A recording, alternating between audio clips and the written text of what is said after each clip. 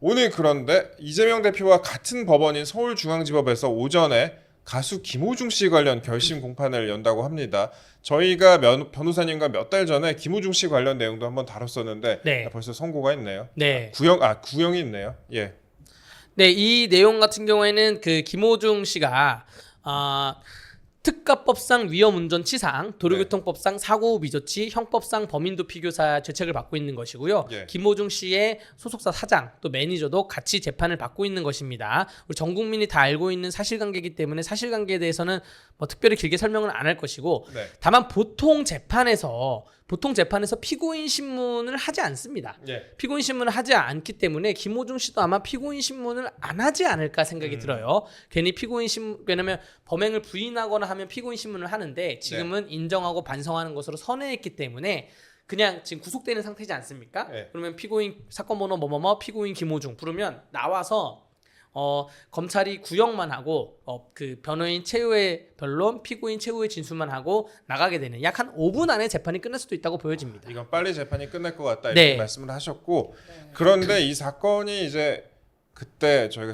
뭐 사실관계 자세히 설명은 안 드리겠지만 술타기 네, 문제가 네, 되지 않았습니까? 사실 구속이 안 될 정도의 사건인데 본인의 이제 좀 그 후에 네. 여태까지 대응 같은 게 어떻게 보면은 좋지 못했어요. 그래서 네. 이제 뭐 구속을 자초한 면이 있다 이런 게 법조계의 시각인데, 맞습니다. 그런데 벌써 5개월이 지났잖아요. 네, 5월에 기소되지 않았습니까? 네. 근데 음주 측정을 늦게 해서 네. 그 음주운전 부분은 기소를 하지를 못했죠. 예, 이거 약간 수사기관에서 안전하게 간 것인데 우리가 음주 측정을 하지 못했을 경우에는 그 위드마크 공식이라는 걸 적용을 합니다. 이 술자리에서 있었던 뭐 소주, 맥주, 양주의 알코올 농도, 마신 술의 양, 그러니까 술의 영수증이나 병수 또 주변인 진술로 특정을 해요. 얼마큼 마셨는지, 그 몸무게와 나이 등을 계산을 해서 이 시간별로 그래프를 그린 다음에 예. 운전을 했을 때 시간에서 혈중 알코올 농도를 측정하는 그런 공식이 있어요. 예. 그래서 만약에 밀폐된 공간에서 술을 마시지 않고 뭐 그냥 가벼운 술자리에서 이제 CCTV가 안에 있는 술집에서 술을 먹었잖아요. 예. 그러면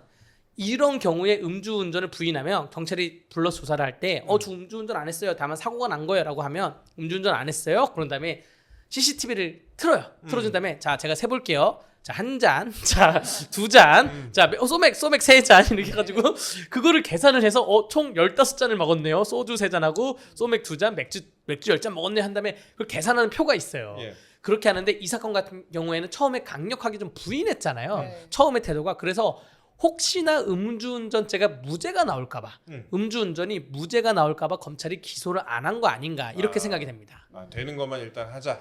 예, 된 맞습니다. 것 같다 말씀하셨고, 제가 아까 또 말씀드렸다시피 이 사건도 처음에 대응을 잘했으면 구속이 안 될 건이었다 이게 법조계 평가인데, 법원이 구속 기간을 오는 10월까지, 그러니까 다음 달까지 연장을 한 상태라고 합니다. 그러니까 1심에서 보통 구속 기간이 최장 6개월 아니에요? 네, 최장 6개월이고 보통 뭐 2개월 해놓고 2개월씩 두 번 그렇죠. 연장을 하는데 예. 아마 재판을 길게 하는 이유는 뭐냐면 변호사들이 이렇게 얘기를 했을 거예요. 여기 안에 오래 있으면 오래 있을수록 집행유예 나올 확률이 높아진다. 예. 그 체포해서 구속해서 한 달 만에 나오는 게 아니라 여기 오래 있으면 오래 있을수록 판사님께 변호인이 할 말이 생기거든요. 그 전문용어로 미통 깐다고 하는데. 맞습니다. 미통 간다고 하는데 예. 피고인이 이미 6개월의 수감 생활을 하면서 많은 걸 반성하고 느끼고 있습니다. 이렇게 네. 말을 하기 때문에 보통 6개월을 꽉 채워요. 집행유예가 나올 수 있게. 그래서 그 구속기간은 5월 달에 구속이 됐는데 10월 달에 연장을 한 것이고 지금 구속기간 연장에 맞춰가지고 재판을 종결할 것 같습니다. 예, 그렇게 진행이 되고 있다고 합니다. 오늘 보석 청구를 했다고 해요. 보석 신문이 오늘 열린다고 하는데, 같이 열린다고 하는데, 특가법상 위험운전치상 혐의인데 보통 이렇게 구속 기소한 경우에는 실형 구형을 많이 하나요? 그리고 보석도 잘 해주는지 궁금합니다. 그 보석 신문을 오늘 하면 사실 네. 형사소송 규칙에 의하면 10일 이내에 보석에 대한 결과를 나와야 되는데 예. 이게 강행 규정이 아니어서 그래, 판사님들이 이렇게 판단을 못 합니다. 10일 안에 빠른 판단을 못 하고 보통 선고기일이 잡히면 선고기일 2, 3일 전에 보석을 기각을 하고 대신 선고기일에 집행유예로 풀어주는 경우도 있고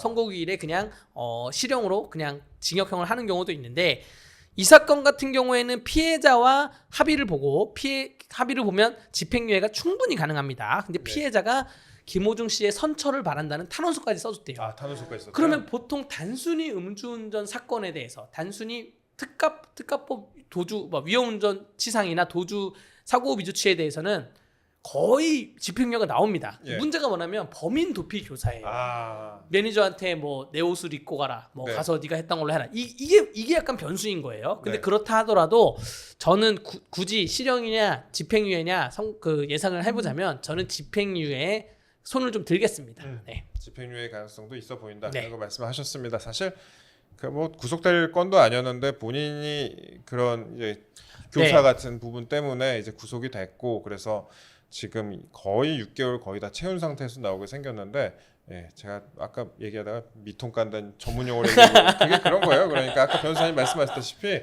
뭐 이게 좀 실형이냐 집행유예나 좀 애매한 사건에 대해서 최대한 한 6개월 정도 이게 구속이 되어 네. 있으면은 판사가 또 인지상정이 그렇죠, 있어가지고 이게 그러니까 막 이런 정확히 말하면 이런 겁니다. 판사님이 머릿속에는 징역 8개월을 생각을 했어요. 혹은 예. 징역 10개월을 생각했어요. 네. 근데 이미 6개월 살았네.